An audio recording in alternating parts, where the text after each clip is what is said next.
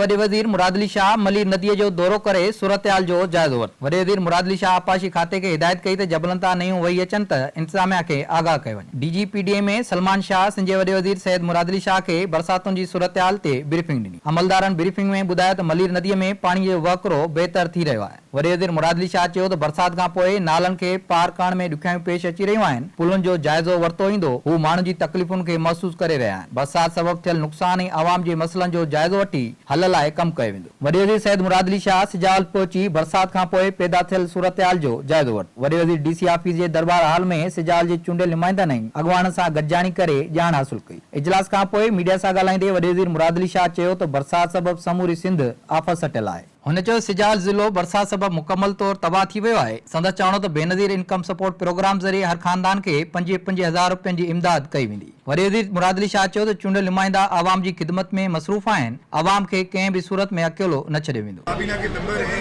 वो हेड करते हैं और उसमें सारे डिस्ट्रिक्ट के MP MNA शामिल हैं जो साथ मिलकर फैसला करते हैं, लोगों तक जाते हैं।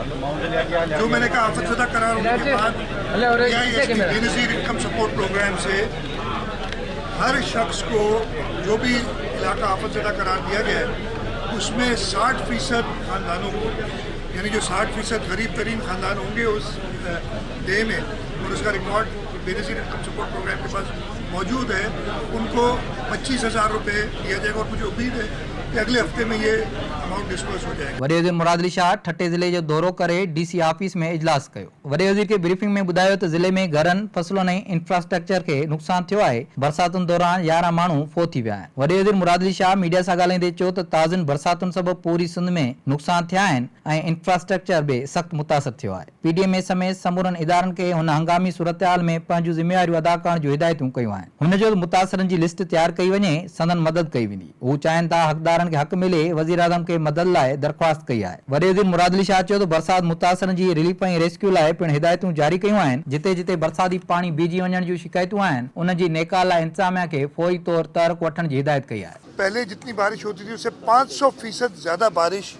इस साल अभी तक हुई है, और अभी साल पूरा नहीं हुआ जो साल का एवरेज होता है।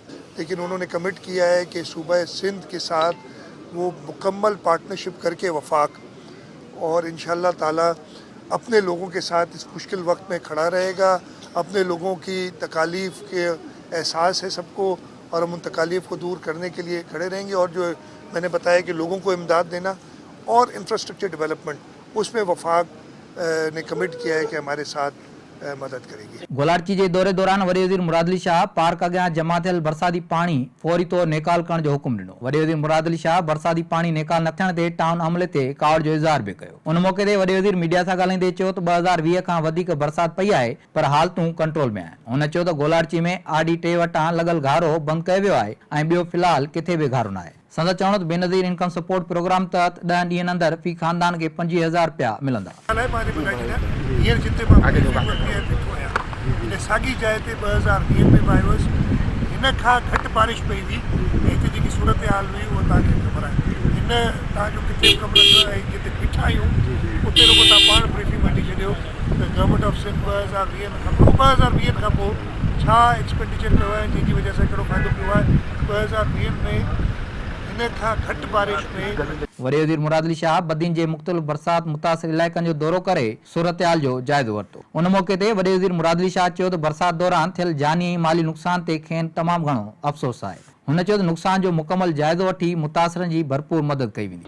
2 महीने हो गए हैं और हमारे कुछ डिस्ट्रिक्ट्स तो ऐसे हैं जिनमें एक बदीन भी है, जिसमें पहला स्पेल और फिर ये दूसरे स्पेल में भी बहुत शदीद बारिश हुई है। फोकल पर्सन के तरीके से ड्यूटी लगाई थी, और इस डिस्ट्रिक्ट बदीन में अभी इस्माइल राव साहब सारे इलेक्टेड रिप्रेजेंटेटिव्स के साथ, अवामी नुमाइंदों के साथ इस रिलीफ एफर्ट को देखभाल कर रहे हैं। वॾे वज़ीर मुराद अली शाह टंडे मोहम्मद खान में भी बरसात मुतासिर इलाइक़नि जो दौरो करे नुक़सान जो जाइज़ो वरितो।